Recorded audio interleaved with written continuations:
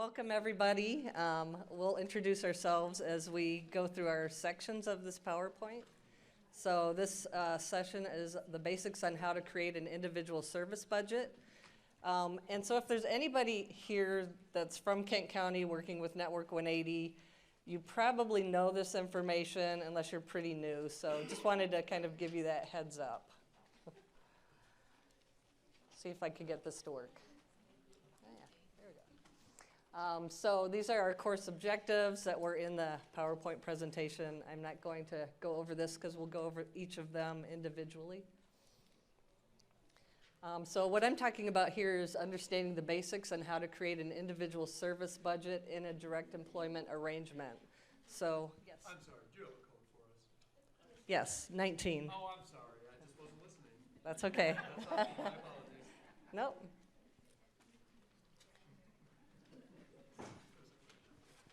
All right, just a little bit about me. I'll talk mostly more about, my personal life. Kind of grew up with family members and friends that had disabilities, all throughout my life. A lot of people, when I started in this field, would ask me, "Oh, are you related to Johnny Title?" That's getting fewer and fewer people knowing who my cousin was, but he was a pretty popular public speaker who has cerebral palsy, and so a lot of people. Yes, I'm related. I'm his cousin. So I think that's fading away these days, but thought I'd say that right up front. I have been a guardian in the past for two individuals. They both passed away now, so I'm not anymore. I've worked in this field 33 years. So started off in a group home as a direct care worker. I like to tell people that when I was hired, behind my back, my boss said, "I don't think she'll last a month." I went on from being a direct care worker to the assistant manager, then the home manager, and just kept moving up. I've done supports coordination, and I've supervised supports coordinators. And then I went over to the CMH. In that role, I was the self-determination coordinator for quite a few years. And then I had Jeannie replace me in that role, and now I supervise the contract management team. So a lot of different things, so hopefully I can help answer some questions today and show you this information.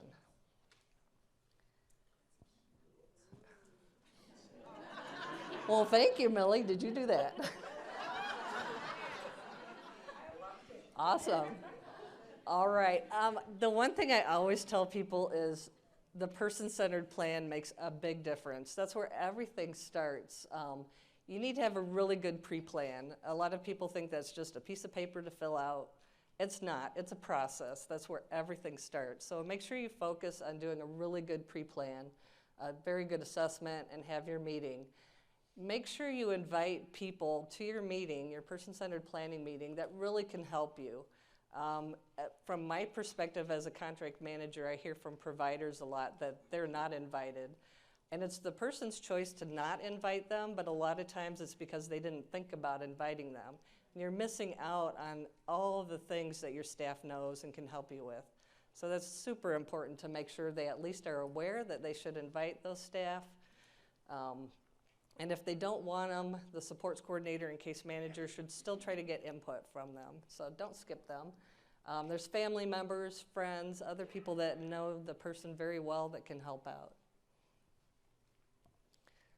All right, so in Kent County, individuals can have arrangements that support self-determination for pretty much any of their mental health services. We've tried the whole gamut.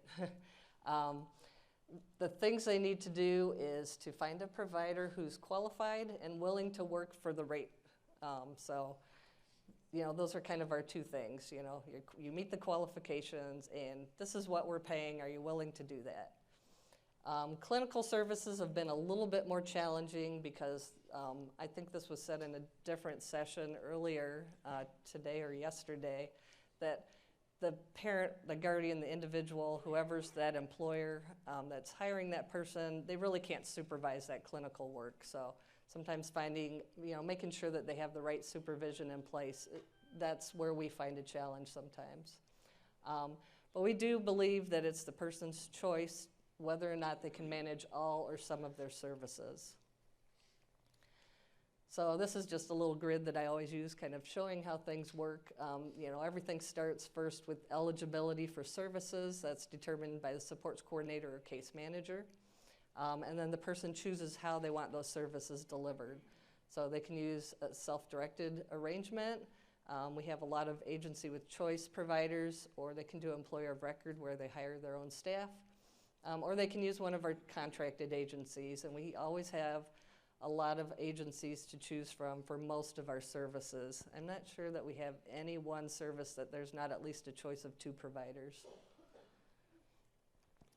All right, so this is just a list of some of the services that have been self-directed in Kent County. Our big ones, community living supports, in-home respite, and supports coordination. So I see we have some independent supports coordinators or their SD coordinators here today, so good to see you. That's really big. I think we have about 700 people out of our 2,000 in Kent County that IDD that use independent supports coordination. We haven't used it really on the kids side or with adults who have mental illness, but certainly have had some discussions here and there about that. Some of the other ones we've had people use skill building, out-of-home non-vocational habilitation, supported employment, overnight health and safety. The clinical services that we've tried out, been private duty nursing, occupational therapy, nursing, behavior specialists, and therapy. I don't see supported decision-making up there. Sure, yeah, so we do use supported decision-making. It's just not a service, so I didn't list that on there. Very good question. Thank you. All right. Our individual service budget. So services that are self-directed go onto our individual service budget form. So here's an example of the form. I took off some of the information. You'll see that on some of our other examples, but this is just the form that we use in Kent County. The first step in doing the individual service budget is that the services and the units for each service are based on the clinical assessment done by the supports coordinator, case manager, and the individual plan of service. So we start there. The next step is that Network 180 has a rate for each unit of service, so we put that onto the grid. We take the units of service that were approved, multiply it by our rate, and that's how we get the full budget. Guidelines for direct employment. The employer and the FI, or FMS now is the new terminology, they work together to determine how to use those funds. So we've put together the budget, they're going to work together. On the individual service budget, there is a notes section. So in that section, the supports coordinator, case manager works with the individual to identify some things. So they'll include any kind of pertinent information that affects the budget. So some of the examples, they'll write in the type of arrangement, if it's direct employment or if it's agency with choice, who's providing the service. So if it's an agency, they'll list the agency's name, how they calculated the budget. Sometimes we have some complicated ones. That's when they'll write that information in. It's a little easier since we don't have that daily H0043 code anymore, but there's still sometimes some situations where we write that in. Any information on service days not needed. So the person might be eligible, let's say 5 days a week for something, but they're gonna not do that thing on certain holidays. So we're gonna exclude those days. So they might write down that this is why I didn't put X amount of days. Let's see, explanation of partial year budget. So typically our IPOS is done and we do a budget for the full year, 365 days, or like this year, 366. But if we're only doing a partial year budget for some reason, we'll note that. I don't really have any great examples other than like maybe when the person's applying for home help. We know in our county that takes about 90 days. So we'll usually do a 90-day budget, and then once they get their home help in place, we redo the budget for the rest of the year. But it just, certain situations just that happens. We'll put some information regarding application for benefits, like I just mentioned, home help. I don't know if there's really usually a need for mentioning the SSI or Medicaid because it doesn't affect the benefits, but every once in a while there's a reason to note it. And then the direct employment allowable expense considerations, including cost of training and mileage. I'm going to get into that here in a minute. Let's see. That's just my little graphic that I like to use. All right. All right, the guidelines for direct employment. And I'm wondering if you could switch over to the other document here. Let's see if I can see this, otherwise I will go to my computer. So this is something that Network 180 designed to help employers determine how to use their budget. The top of this document really goes through some main items that they definitely need to pay. You're going to have to pay your staff wages. You're going to have to pay payroll taxes. You're going to have to pay workers' compensation. Those are kind of the have-tos that are in there. If you could go to the second page, just go through there. The rest of this is optional cost, and we've kind of just have some rules around some of these so that people kind of understand how to use them.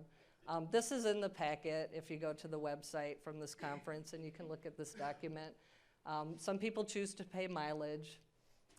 Some people choose to pay cost of activities. So like you're going in the community, you need a staff to help you. You might need to use your budget to help pay for staff's portion of something. If you can go one more page, let's see what else I have on here. Standard office supplies. We don't see that one as much as we used to. Back in the day when people used fax machines, they had to have paper and ink, and they had to have pencils for their staff or pens. We used to see it a lot more then. With technology now, that's kind of a low-cost thing. We have a little blurb on there about vacations, just to clarify.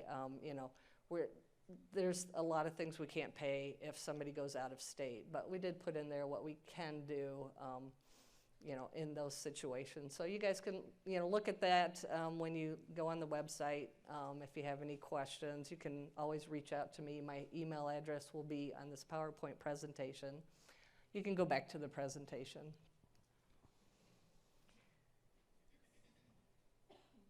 All right. So the guidelines are really based on the Michigan Medicaid Provider Manual and the Behavioral Health Code chart. I put on there the fiscal year 23 chart, but this started way back. So every time we had a question from a parent, an individual, somebody that was the employer, and they asked us, can I do this with my budget?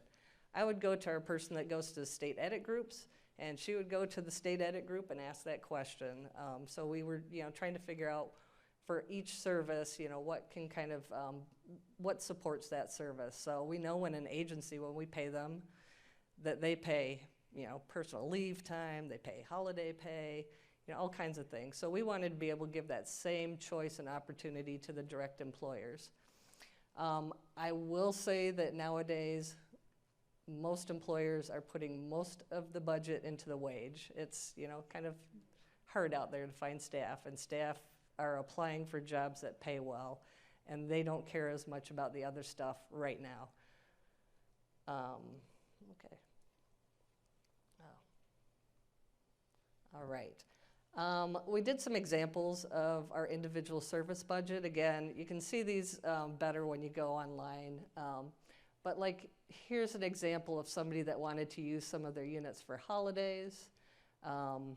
So we, this example shows how we built that. We do pay a different rate for the holidays that are listed in the Medicaid Provider Manual. So if you go in there, there's a list of holidays. We pay our rate, time and a half our rate on those days. So they have staff working those days. We want to make sure it's reflected in their budget so that they have the money to also pay staff time and a half. Let's see. The next example shows, let me see, I didn't read this over. This one shows this person happens to want mileage for his staff. So we always try to do an estimate. It's not going to be exact. The bottom line is that, that fiscal intermediary is going to monitor the budget. The family's going to see where they're at on that. They'll make adjustments throughout the year based on how well they're doing. This person also put in some funds for community inclusion activities, entrance fees places, and some money for entrance fees and office expenses. So just another example of how that's used. The third example, this person wants funds for community participation goals. So this kind of walks through that too. Some office expenses. So in the end, with all three examples, every time they use some of their budget towards these items, at the end, the fiscal intermediary says, this is what you have left. This is how many units of service you have. So this is the maximum you can pay your staff. The other thing we try to make sure we walk through is if there's going to be any overtime. So if they're paying their staff, if their staff end up working overtime, that's going to affect how much funds they have in their budget. So we want to be upfront with everybody about that. If they have not enough staff and they end up in overtime, that's really going to affect what they can pay. So, yeah, question.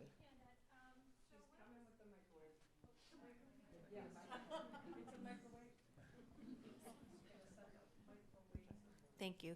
So when I was in Wayne County in the budget, and it's something I haven't seen yet in Kent, and I was wondering if it was going to be addressed. So I would have some individuals with self-determination budgets, but would live in an apartment, didn't have laundry service. Part of their CLS staff would help and take them to the laundromat. So we would work into the budget like $20 a month for them for laundry. And then the other thing is because for food stamps, it doesn't have the paper supplies or cleaning supplies. And again, keeping their home clean so they can have guests over, all incorporated within their self-determination and their goals and their budget. So we would have that built in too. And that's something I wondered if you could touch on the Medicaid manual now, and is that something we can do, or is there any creative way to kind of, I mean, it was minimal, but still it made a big difference, Yeah, I'd say that's a great question. I've never been asked that before, so off the top of my head, I cannot answer that, but I'll definitely look into it. Thank you. I just wanted to touch on a couple, go ahead, another question right there. If you raise your hand again, she'll bring you the microphone. Or the microwave if you, yeah. Where am I at time-wise?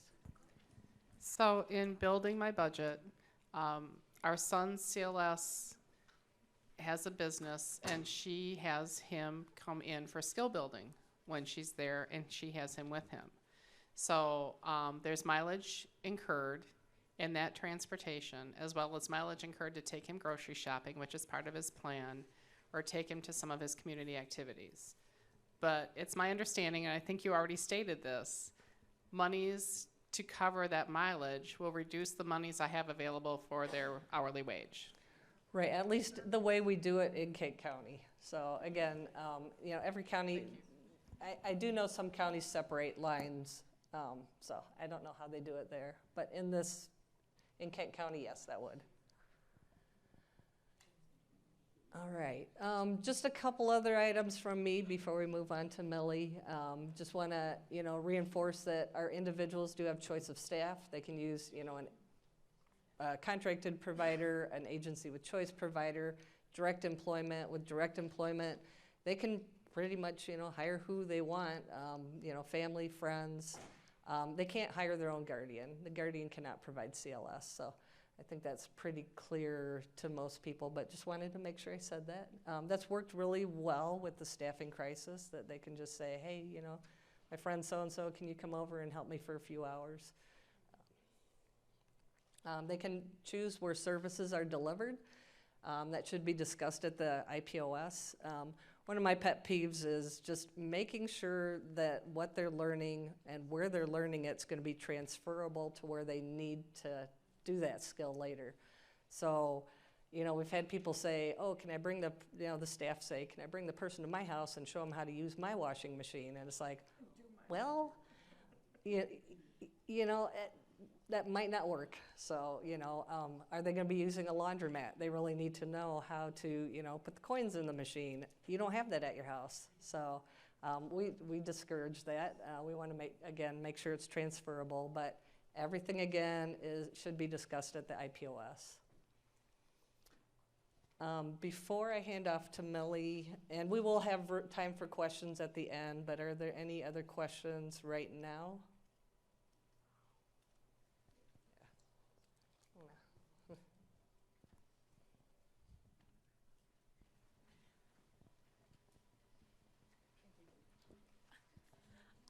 I know what you're saying about the guardian cannot be an employee under CLS. self-determination, there has been a running rumor that Medicaid or some powers that be are considering the spouse of the guardian should also be excluded because they have a conflict of interest. Do you know where that stands? So I don't know where that stands, but we've had that discussion in Kent County. So the reason would be that they may indirectly, the guardian may still indirectly benefit from that person providing the CLS. We, in Kent County at one point when it came up, we took it to an attorney and they ruled that the guardian's spouse could still provide the CLS. So I haven't heard it was coming back up, so I really can't answer where that's at right now. Some more questions? What about the spouse of the individual, the participant or the employer? Yeah, they're excluded too, so sorry. I should have put that one up there. I believe the Medicaid manual says directly or indirectly. So I think that that's a stance that most of us have taken. If there's a way to indirectly benefit from the payment, it would be a no. So it'd be guardian, spouse of the individual, parent of a minor child. Right. Yeah, like I said, we did take that to an attorney at one point in time, and they ruled that our guardians' spouses could do it in Kent County, but I agree that the language in the Medicaid provider manual does say parent, spouse, or guardian, or the indirect or direct payment to a guardian. And I just want to add to that real quick.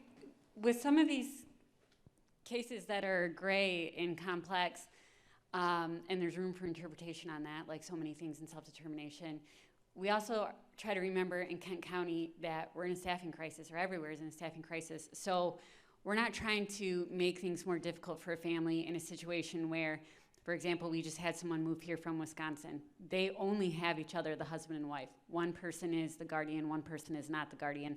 They don't know anyone else that can serve as the staff. So in that particular situation where dad is at home all the time caring for this individual, yes, we do feel that in that case, while they're working to find other staff, we definitely keep in mind, are there things that we need to keep in consideration here? Do we need to have that extra level of monitoring? Do we need to make sure everything's happening accordingly? Of course. But at the end of the day, the ultimate goal is to help people access services. So we don't want to necessarily make things more difficult, but also be cautious of the parameters. So we're not saying no, we just address them, each one individually. Just want to add that real quick. All right, I'm going to turn it over to Melly now.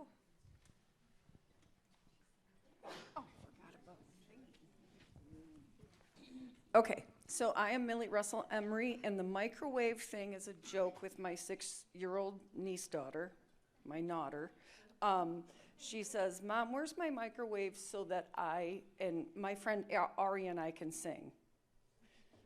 I just love it. She's 7. She's fun. And she's like, and I said, "Where's your microwave, honey? I want to hear you sing." So that's where that comes from. I really didn't think I would say it in. It just was what is said. Okay, so here's the course objectives like Annette addressed. We just want to figure out how we can do some creative budgeting and making sure that we are planning ahead. So this is me. I too have been around forever. You will, if you're from Network 180, I always say I'm 100 because I feel 100. And so that cute 7-year-old child went to school and told her friends and teachers that my mom's 100. She is fun. I'm not 100 yet, but I'm close. So anyway, and I too have held many different positions. I started as a case manager, and then I presented at the National Case Management Conference in Nashville, Tennessee years ago. And this adorable, very wonderful advocate man, he had a shirt that says, "I am not a case and I don't need to be managed." And I thought, amen, brother, I like you. And that was probably 1994. And now we have advocates everywhere that are self-advocates, and it's great. I also worked as a residential supports coordinator for AIS and CLF homes, and if you're not 100, you may not know what that means. Because it was during the deinstitutionalization, we built AIS. It was an alternative intermediate setting, meaning that it was supposed to be a spot between the institution and the community, right? So it was kind of ran like a tiny little institution, but at that time, that's what they needed. Because they didn't even understand why there were curtains on the walls, right? So I worked in an AIS home in Reed City, and oh my God, he tore those curtains down every night.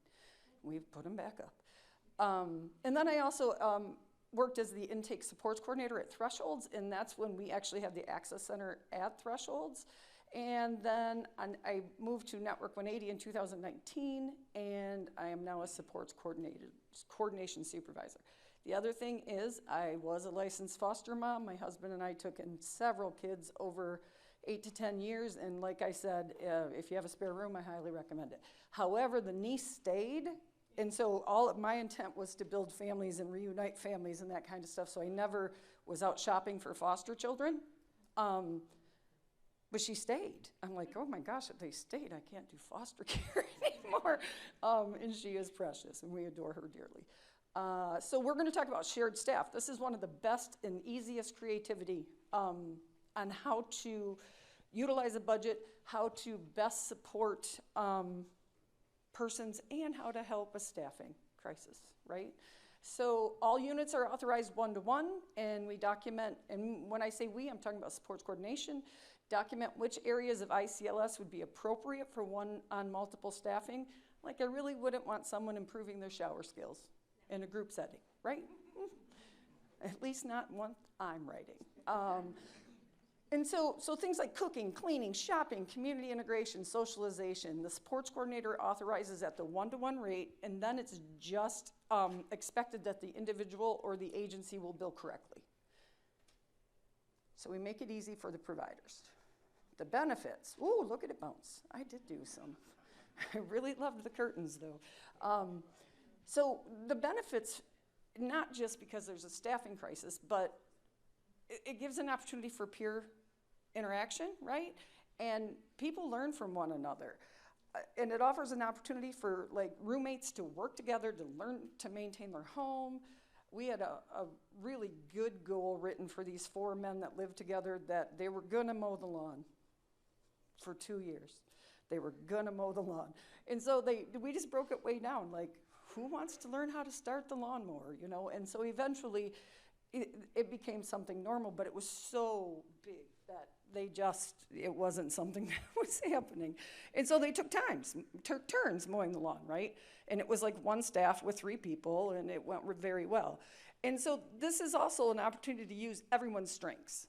Some people excel at cleaning, others at cooking, and by doing tasks together, they get to do what they enjoy or are really good at, and it truly works like a team. Community integration, people look forward to being with their friends at events, happenings, things like baseball games, concerts, church. And when you have one staff going with 4 people, it looks more like 5 friends going out, right? Instead of 4 staff with 1 person, then it really looks institutional.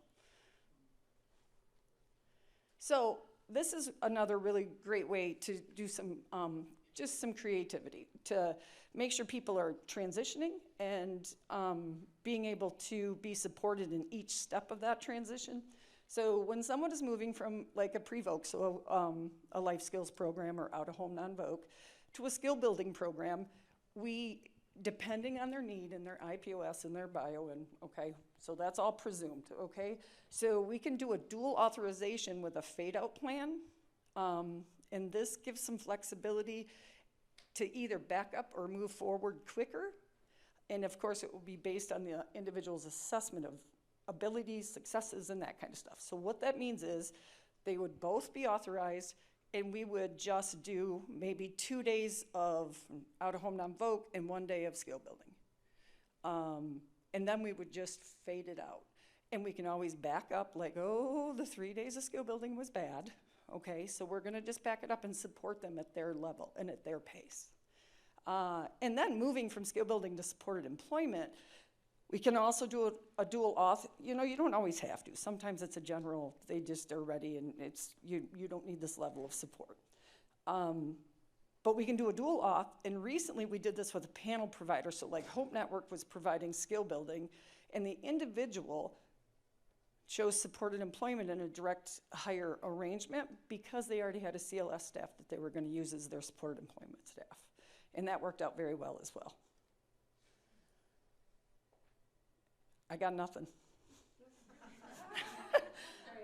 Okay, here we go. Oh, see, there we go. Okay, so this is a woman that I met when she was 18 years old, because I'm 100. She's 44 now. She came, I think she was sponsored by CHADO, so Catholic Human Development, as a refugee. So she came from Vietnam. Her parents, she tells the story, her parents put her and her sister on a boat and shoved it with her uncle and shoved her out to sea, right? And then they ended up in a refugee camp. And then when they got supported to come to the United States, she was again supported by the kids, you know, the CHADO, Catholic Human Development. When she turned 18, she was able to move into a semi-independent setting with 3 other women. And when I met her, her kid's social worker was sleeping on her bed. I'm like, what's up with that? You tired? So this situation with the 4 women living together was an agency with choice, ICLS, right? She required 18 to 20 hours a week in order to live in that independent setting. She lived there for several years, 10 or more, making great friendships and learning real independent living skills. And then she eventually moved out on her own because from the day I met her, what is your long-term goal? I want to live on my own. I want to pay my own bills. I want to have a job. 18 years old, right? And I'm like, okay, so the very first IPOS, that's what we wrote as the goal, and it stayed her goal. I want to live on my own.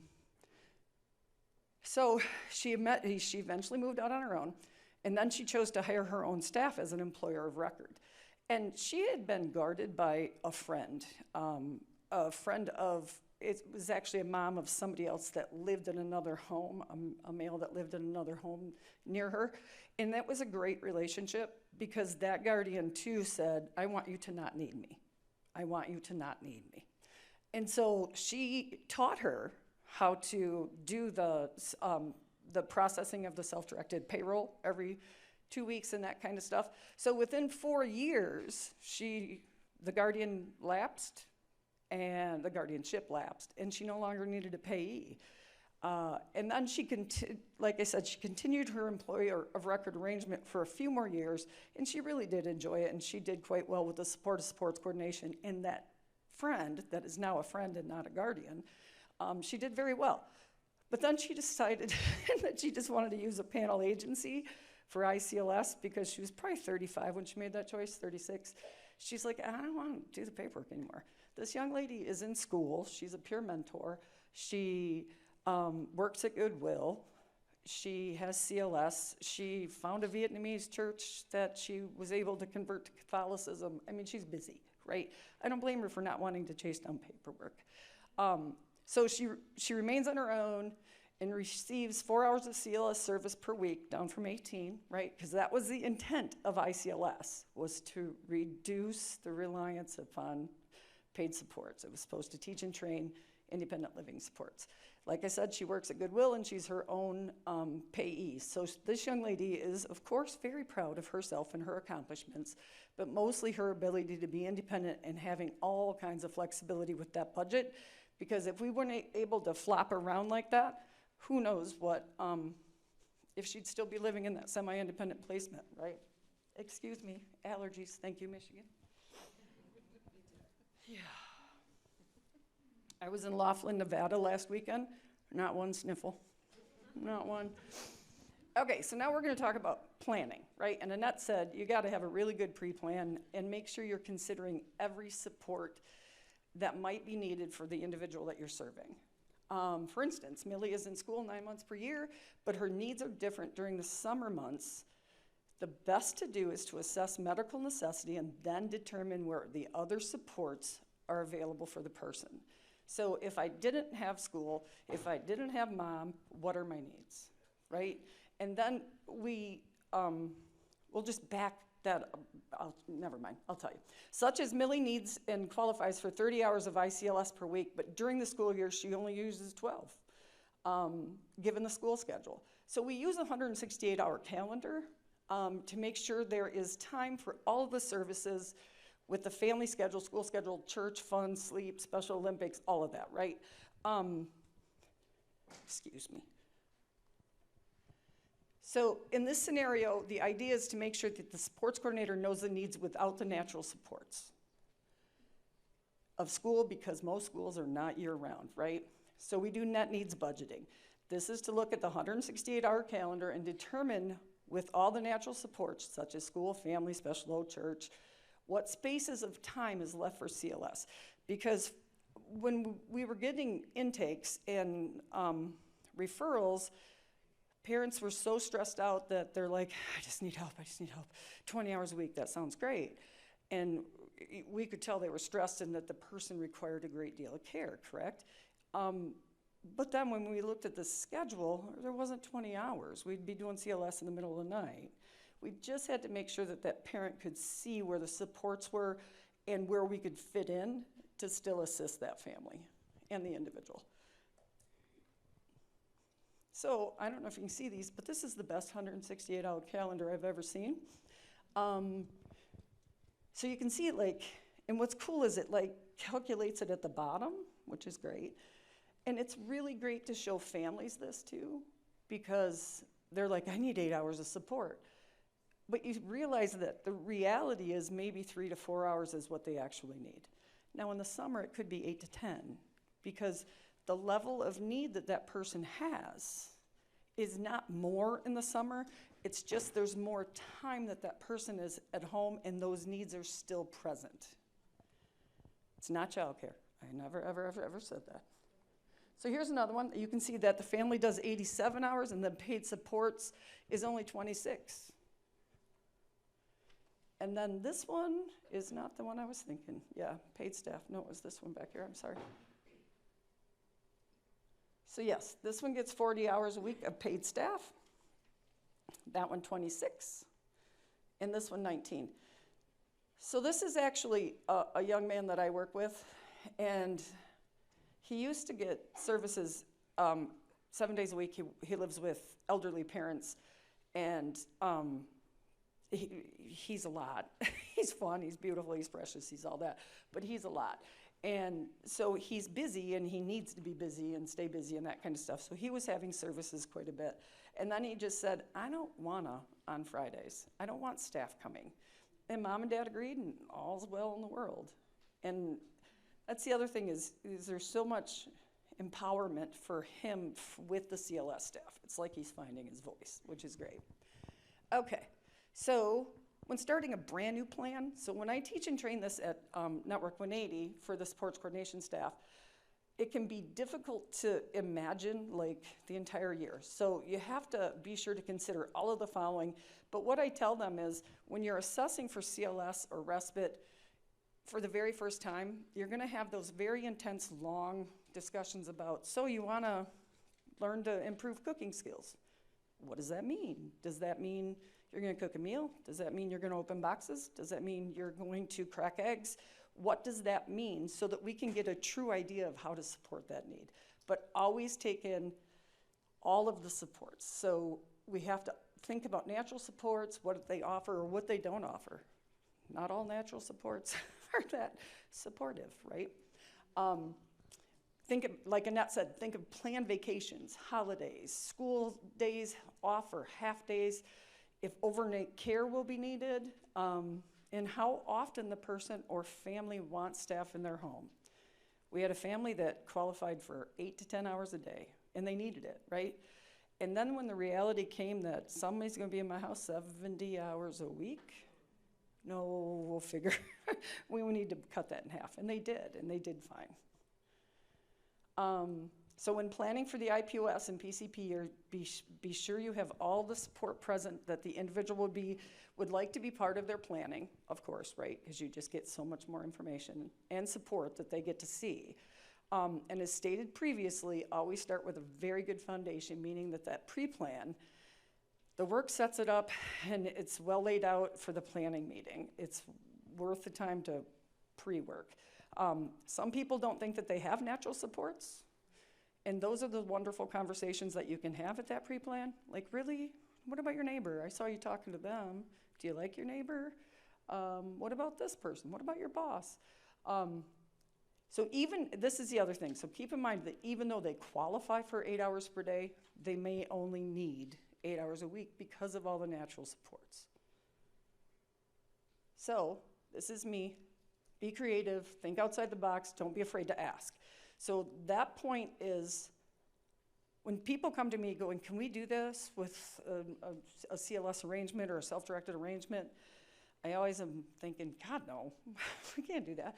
But then what I do is I backwards that out, and I'm like, okay, how can we make it work? And how can we make this make sense in their lives to make sure that it's beneficial, right? Always think about using multiple services to get the needed care, such as ICLS with overnight health and safety services, and maybe occasional respite. And that is all I have. Is there any questions? Ha-ha. Yes? And we used to be a completely contracted county, Kent County. Every service was contracted. And so a panel provider agency is someone who is contracted with Network 180 to provide the service. And when I threw out Hope Network, they provide residential treatment, skill building, supported employment, out-of-home non-voc, yeah. And we have MOCA that also does that. Yeah. Okay, I'm going to turn it over to my pal Jeannie. Thank you.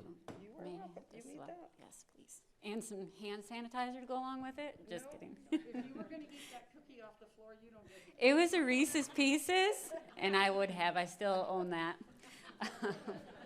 Anyways, go ahead. Okay, so for the final part of the budget, and again, there'll be time, you know, if you have questions while I'm asking or covering this, you know, feel free to ask. But we have time allocated toward the end of this presentation as well for answering questions. So for my portion, it's managing budget excess. Some information about myself. I've been working in this field for about 12 years. I don't have personal experience, such as like Millie and Annette do prior to working in this. I actually sat next to my future boss in one of my college classes, and she asked me if I wanted to come and work for MOCA, and I was like, well, I'm like looking for a job that I don't have to work weekends and evenings, and I have no idea why she still hired me after saying that very stupid statement. But thank goodness she did, because I ended up loving it and have stayed in the field since. And after that, worked as an ABA tech, residential home supervisor, children's and adults, sports coordination and case management. And when I first started out in sports coordination, my degree at the time didn't count as, I couldn't get certified as QIDP. So my boss then was like, all right, well, everyone else has to take the HAB waiver cases, so you get the SD cases, the self-determination cases. And at the time, I was probably feeling like someone in this room who is new to self-determination. And I'm like, I don't know what any of this means. I have to fill out an ISB and get it to the FMS by 5 o'clock. I don't even know where to find that form. But now it's like second nature, and I really enjoy it because I feel like it's a service that is, like a lot of other services, like, nope, you don't meet qualifications, so you don't qualify for this. And I feel like with self-determination, a lot of the scenarios that come my way, kind of like Amelie said, initially looking at it, you're like, I don't think so. But then I think about it long enough, I'm like, all right, let's talk about it. How can we make this work? And that's what I love about it. You can get very creative, which is great, being able to help families with that. So the course objectives that I'll be covering is understanding why it occurs, ways to utilize the excess funds when it occurs, and then I won't harp on it too much because I know Annette and Millie already talked about the importance of planning ahead, but I'll just kind of skim over how planning ahead can, of course, help prevent excess from occurring with your budget. So reasons why budget excess occurs. There's, you know, Millie and Annette kind of talked about a couple of different things, you know, such as your school schedule changing. Some specific examples that I've seen where I think that people just don't think about it. I've worked with families where a divorce occurred, and so now, you know, you had this budget calculated for the year and how much time was going to be used per week, but now we have the daughter or the son that's now spending half their time with the father, and so they aren't able to get supports because he moved out of county and it's too far for the worker to drive, or a situation like that where it wasn't planned, but that's what ended up happening. So now there's this excess because the units that they planned to use weren't able to be used. And so we just worked together to figure that out. Another more personal one is I had a family where the grandma lived in with the mom and the father, and she was a major, she provided the CLS for the granddaughter, and then she suddenly passed away. And that was a huge, you know, they had that support and then suddenly they didn't. And then they didn't want to, you know, sometimes I'll get these emails from the FMS, which are really nice. It's like, you know, we've seen that this authorization has gone 3 months or 6 months without anyone billing. Are they still using services? And in that particular case, it's like, well, we don't want to terminate this authorization because, yes, they do want services. They're trying to find staff. So that's an example of how excess can occur where it wasn't planned. They do want to use it, and, you know, there's little control over that in that case. I'm going to add this one and the last one kind of together because I think they kind of coincide. Being new to an arrangement and lack of access to a budget or knowledge of how to access it. So if you're newer to an arrangement, someone just yesterday was talking to me about this, how their family is newer to an arrangement. They don't know how to access the portal, or, well, sorry, GT, who we use in our county, uses a portal, and then we use another FMS that they access them on SharePoint. But the family wasn't aware of how to access their budget, so they kept track of it themselves, and they were very meticulous about it because they were nervous about going over their budget. Well, then when they did learn how to access the budget, they found that what the FMS had was actually more. They had more available usage to them than what they had been tracking. So again, just being new to a budget, being cautious of not wanting to go over, not knowing how to access the portal or your budget for various reasons. Maybe you had a new supports coordinator who also wasn't aware and is still learning and hadn't shared that with you. Those are all reasons that can contribute to, you know, you're new, it's your first rodeo, you didn't know these resources to begin with, you're a little cautious about it, and you're still getting the hang of things. Not fully knowing all of your options for the employer and staff. And again, that kind of goes or coincides with being new as well. I think employers, after having that first solid year of a direct or a self-determination arrangement, get a lot, I don't mean to say like a better, but for lack of a better word, just are able to prevent excess from occurring because again, you just get the hang of it and more knowledgeable and see what works and what doesn't. Like, for example, when I lived up north briefly, you know, what you would incorporate for mileage in Kent County isn't going to get you anywhere up north. To get from Bel Air to Traverse City, you know, you're going to need a solid 30 plus miles for that day built in. And so again, all of those factors kind of play a part, and some of them we can control and plan, and some of them we have no control over, and that's okay. That's what myself, Millie, and Annette are here for, to work with the families on and figuring out. So some options for utilizing excess funds. Some of the most common ones, and again, this is so, you know, let's say an example where a family's been using it for a year and then they ended up having excess at the end.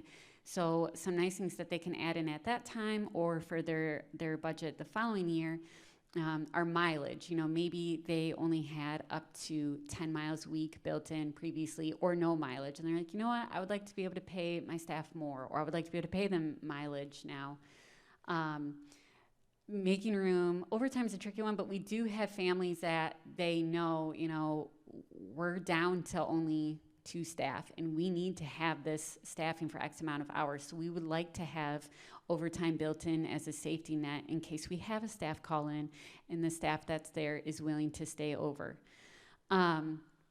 Vacation time is something that you can have built in. Office supplies.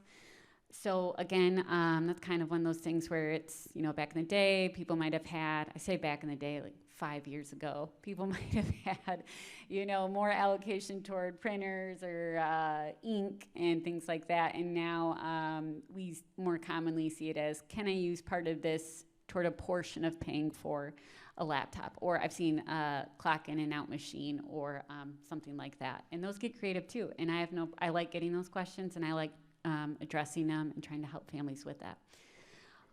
Memberships and activity costs related to a goal. So if, a common one that we see is gym membership, if you have a fitness goal. Two that I think are important or good ones to keep in mind right now. I'm going to be very cautious with the last one, but so the pay increase.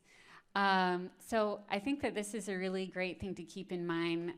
Parents aren't able to, or I shouldn't say, employers of record aren't always able to think of this when you get to the end of your budget and you have a budget excess. But if you are able to do a pay increase, I think that's wonderful. But being able to plan it out ahead of time, like, okay, we know after we got the paperwork back from the FMS that the pay range we can pay staff is going to be from that $16 to $18 range. One nice thing I think for that employers can do is kind of set it up so it's like, okay, I'm going to hire in my staff at $16.50, and after 3 months, I'm going to raise it to $17, and after 6 months, it's going to go to $7.50, and that's just a good way to, if you think about it ahead of time, to try to, an incentive for staff retainment, especially in, this time where getting staff to stay, or, finding staff and keeping a staff is difficult than it has been previously. And then so one-time pay adjustment, AKA bonus. I know that this is kind of a hot topic item right now. And again, we have questions. We have time for questions at the end if I don't, answer this correctly now. But and I want to add to the next slide is going to talk about having funds for those funds to be available. But we're exploring more and talking more about if we have those excess funds at the end, how can we do, or if someone inquires about giving their staff a bonus. And so before I ask there's questions, I'm just going to move to the next slide because I think that it's going to cover some of the questions that might come up. So addressing the issue of funds. So before we talk about or go more into bonuses, I just want to point out, because sometimes I get statements like, well, or I shouldn't say I get statements, it's really actually when I attend presentations, where there's people around the state, and I'll hear someone ask or say like, well, we can't just say that people can get a bonus, because are we just saying there's absolutely no parameters around that? Like, what if there's $10,000 left in the budget? Can we give a $10,000 bonus? And the answer to that is no.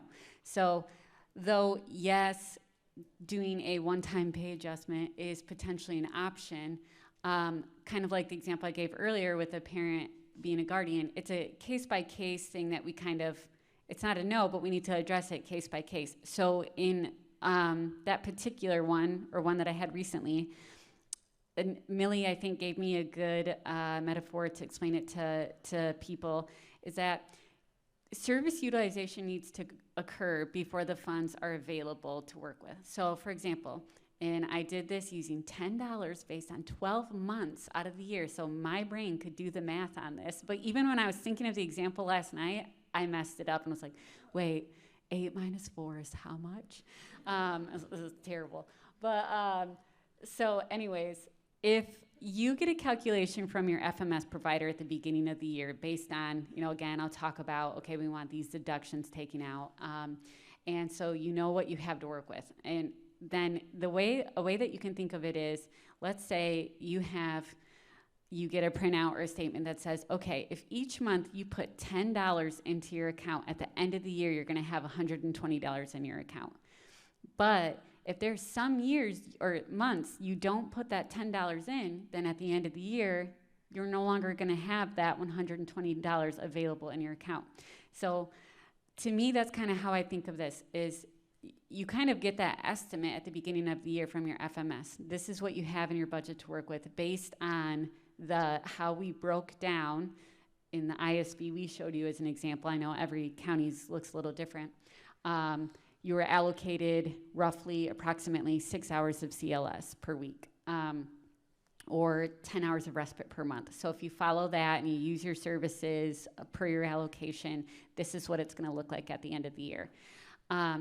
So though we can't just say, yes or no right off the bat. Like, I can say, you know, yes, we can potentially do a bonus, but what we need to do is, and why I always encourage talking to your FMS and or your sports coordinator. I know some direct employers I've worked with, they want to do it on their own, track it on their own, and not, you know, reach out to anyone or have any, you know, feedback from anyone. And that's okay, that's great. I'm sure that all of us sports people that work in these arrangements, if we have someone that's doing it very independently with minimal questions, that's wonderful. But I have seen it happen where the dad in one that I worked with recently, he was like, nope, I'm looking at my calculation, I have $6,000 left. So that's what I want to do with that $6,000. And I'm like, well, you had $6,000, but when we did this or that, or we didn't use the service allocation, this is what you have now. So within those parameters or within that budget, this is what you have available now. And so I just highly encourage working again with your FMS or the supports coordinator and checking in on those things, checking in on your budget monthly, because you know, there's so many factors that can, again, incorporate how that excess is or how that budget's gonna play out at the end. And you know, it's just, I hate to, you know, have you be one of those cases where it's like, nope, we had it in our mind, 10,000 is in our mind, so this is what we want to give, and, you know, wouldn't want you to be frustrated having that happen. Anyways, I'm joining on, I'm going to move past that, and I apologize. Just mention that it's a retroactive pay increase and not a bonus. A retroactive pay increase and not a bonus is how I should term it, yes. But it came up as bonus a lot yesterday, so I just want people to know that's what I'm referring to, but retroactive pay increase. Moving line items. Okay, this is another thing I'm going to preface with. It's a hot topic right now, and it is, you know, different counties are going to have different interpretations. I know that there are a list of questions that have been comprised by a lot of people from different counties, myself included. I know some other people here present today were part of those meetings, and we are sending them, they were sent to the state to get clarification on them so that we can better help families with figuring that out. And this is one of those things. And I say that so that, you know, when I'm covering some of this, you're like, well, we're not doing that, and I know it's in the SD technical guide, but we think blah, blah, blah, and it's okay.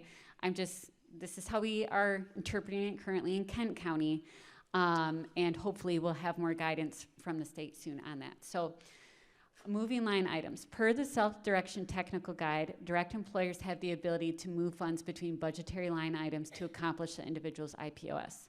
This means the individual has control over how to schedule services and supports, days of the week, time of the week, to best meet their needs. This can be another way of managing budget excess. So just to give a quick example, we had someone recently who they had or for example, the one with where the grandma had passed away. They had leftover allocation for respite, they had a leftover allocation for CLS, but none for respite because she used her respite toward camp. So the question came up, can we switch this allocation that she has of CLS over to the respite funds? Because now this is what the family needs, because now mom doesn't have that staff to provide these CLS hours, but what the family actually needs is someone to provide respite to the individual while they're making these arrangements. And in that case, we were more than happy to address that, take a look at it, see what we can do to help the family, because that's a good example of, you know, we know what the family's needs are, a medical necessity, and their needs have changed, and now the budget is built to have that flexibility to adapt toward their needs. Does anyone have any questions on that before I move forward? Okay, so make sure I do have a quick question. Sure. In that instance, then does that satisfy you have to use it in order for there to be an access? If you make that switcheroo? I'm gonna have to use this only because people in the back can't hear you. And I don't know that I can answer it specifically, but because I would say you're switching the allocation to respite, if that respite's being used, then it is service utilization occurring. It might impact it a little bit differently because now there's a different rate for respite versus CLS. But I would say at the end of the day, service utilization is occurring, so you're still following your allocation to an extent. So yeah, in a good way. And the only way those funds would be in there is if there was utilization to move it. Correct. Yeah, so it already happened. Well, they had the allocation for CLS. They were not using it. They moved it to respite. That still counts as, I have to have these funds Oh, well, utilized in order for me to get an access at.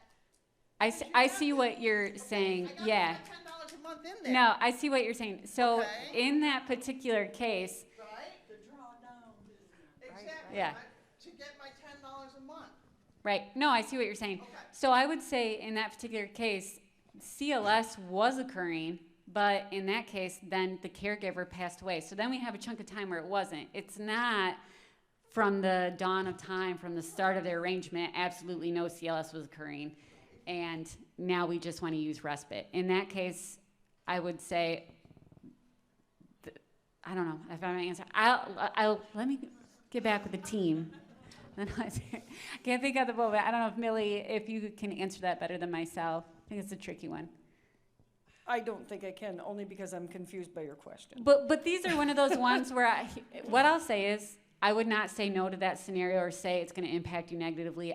I would sit down and look at it, email my team if need be, and then figure out a way to make it work for you. So I'm not, in Kent County, I feel like, at least myself, like, and from Million and like we like to be more progressive in the way of, again, trying to make it work for the family. So I'm not one to come in and say, no, absolutely not. I see here you didn't use the CLS, so forget about it. Sorry about your loss at all. Like if in your particular case, I would have you send me the information or supports coordinator send me the information and assess it and see what we can do for your family.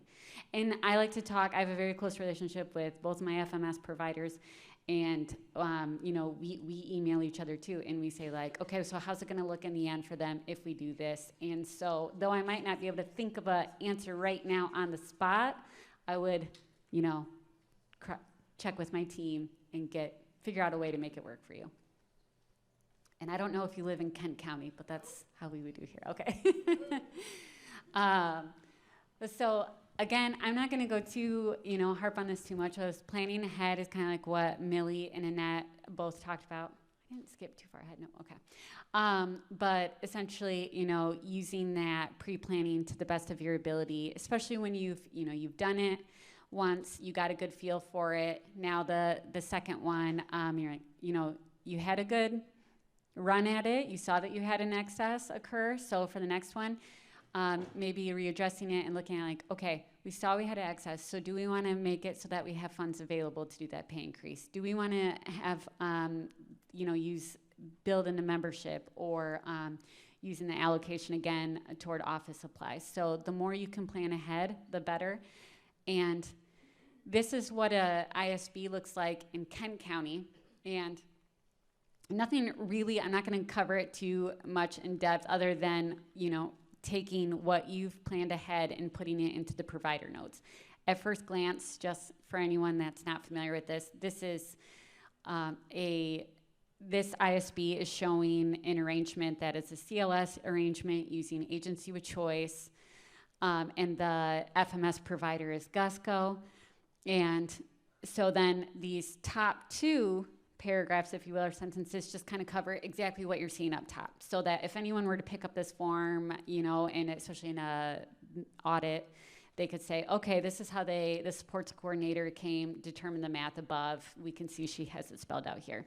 But the bottom one is important for planning ahead, especially with regard to preventing budget excess, because again, you've probably heard a couple times now, we do not choose the rate for you. The direct employer record, they choose how much they want to pay their staff. So when you send over that initial, your supports coordinator sends over that initial paperwork, if you know you want to have certain allocations toward your budget, such as office supplies or mileage, it's important to write that on the budget so that when the FMS receives it, then they can see, for example, this employer of record would like to pay up to 20 miles per week in mileage and allow room for overtime. The employer would like to add $300 toward office supplies built in toward the budget. With those deductions included in the budget, the EOR would like for their staff to receive the highest rate possible within their allocated budget. So what that means to the FMS is they'll say, okay, based on what you sent us, this is now what the pay rate would look like, 16 to 18 or 14 to 16 or something like that. And then, of course, the employer and record can choose from there how they want to establish paying their staff. So takeaway, before I say this last time, I just want to, one thing that I wanted to say that I really feel is my motto, is that I think it's really important when, you know, you're working with a family, and if you work in this field and with families and in other counties, and you have families that come to you, or maybe you're a family that is in need of these services, I think it's really important to remember that we don't assess what if, we assess what is. And I think a lot of people kind of lose sight of that, and they think like, okay, well, what if fraud happens? Or what if somebody's not monitoring the budget enough, and then XYZ could happen? What if an audit happens, and then, you know, this happens?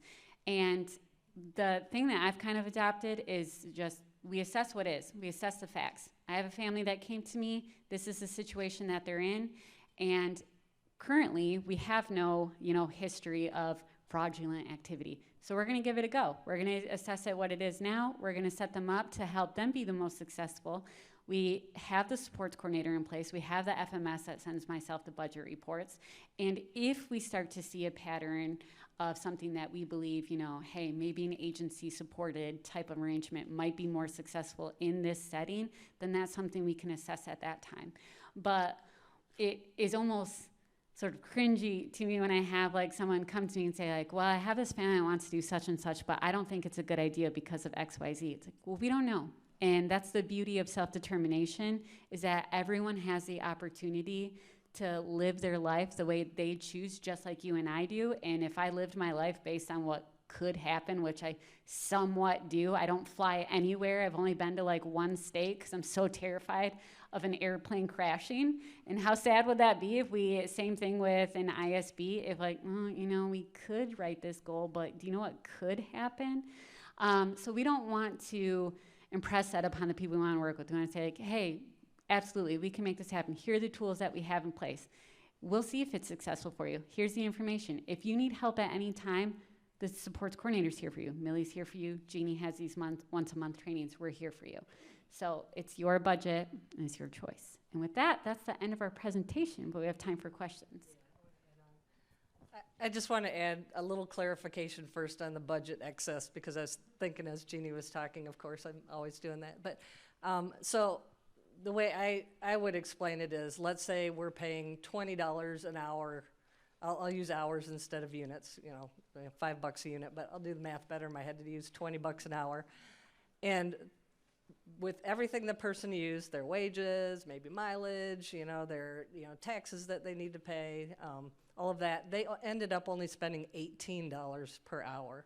So at the end of the year, they have that extra $2 per hour times the hours that they had support throughout the year.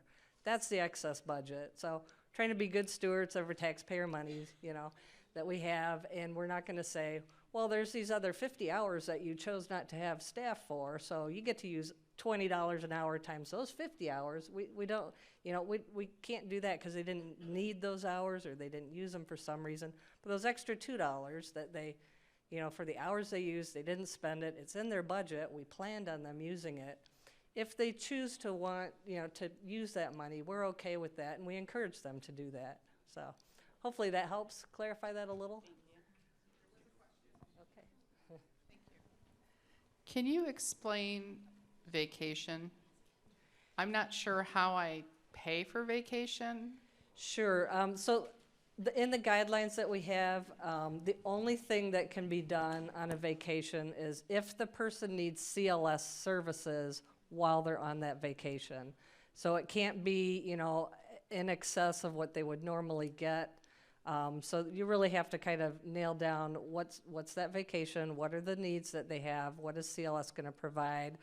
You know, if you read through those guidelines, we can't pay for, you know, them purchasing things. We can't pay for the, you know, let's say they go to Disney. That used to be the big thing when self-determination started. Everybody wants to go to Disney. We support that.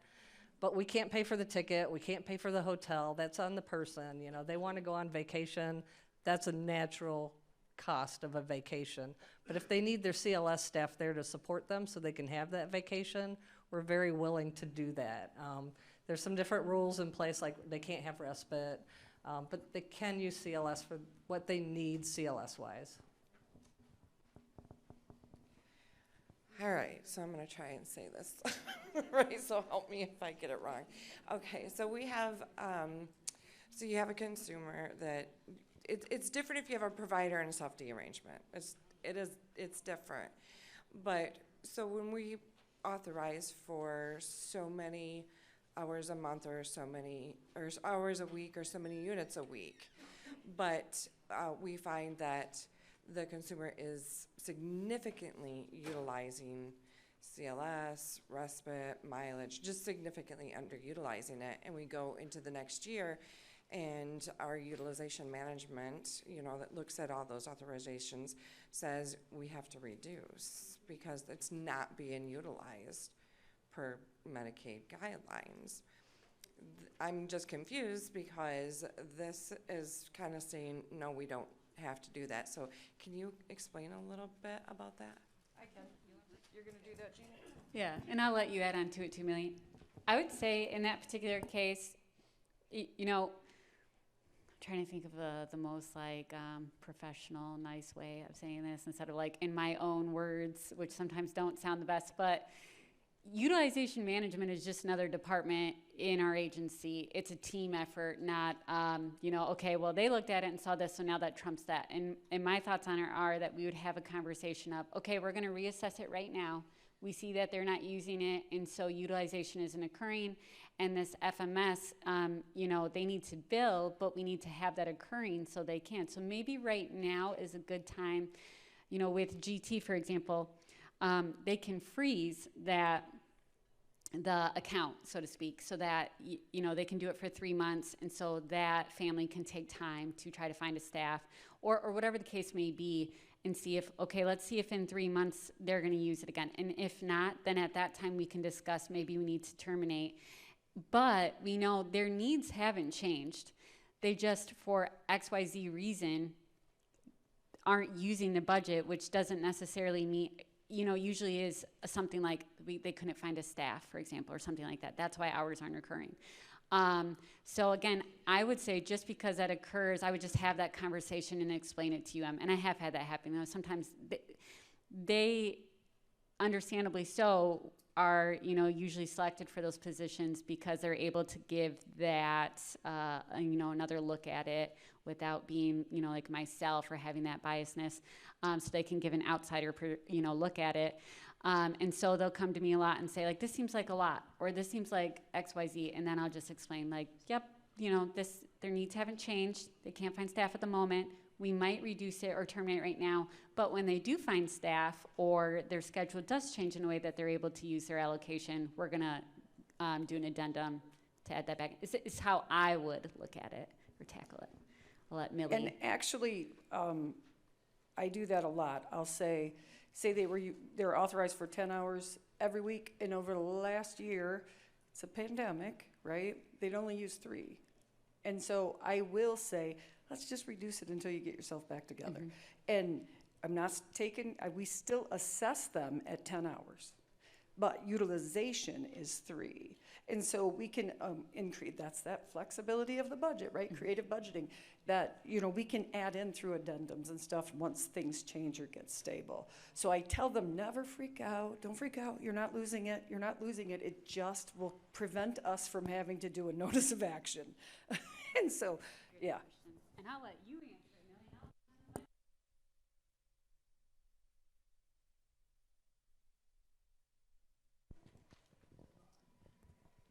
I just wanted to make a comment on the, what you call it, one-time staff retroactive type of thing. But I want to make a comment on that because I have heard that some CMHs in our state do not allow that. They will not approve that. And I guess I feel from my standpoint that we can't say that as a CMH because this is money that was sent to the FMS for services that were already provided.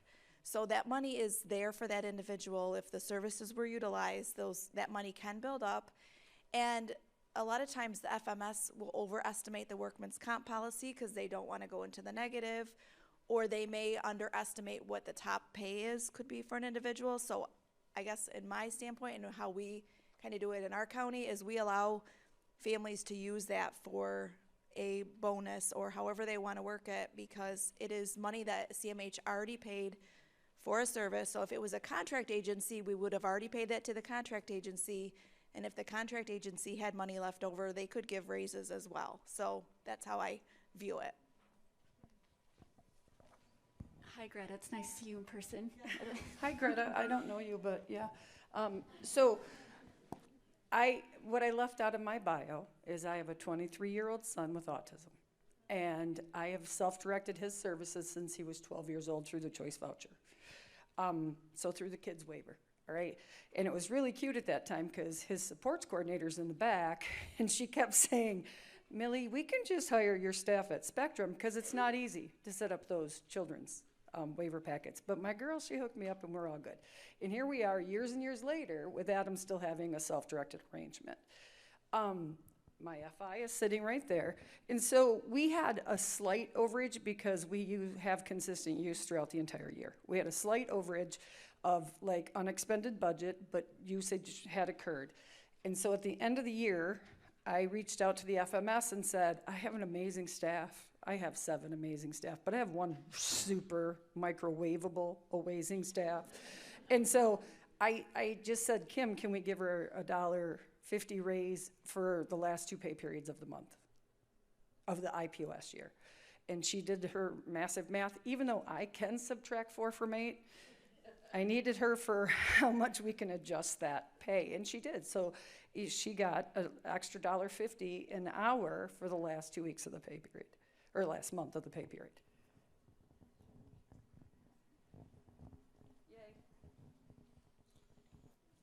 What about in the service array of the goods and services and how to iron out our opinions on, like, a perfect example is the laundry situation. That's a goods and it's also a service. Why isn't it easier to utilize that? Marie? So the goods and services piece is really complex. It really, really is.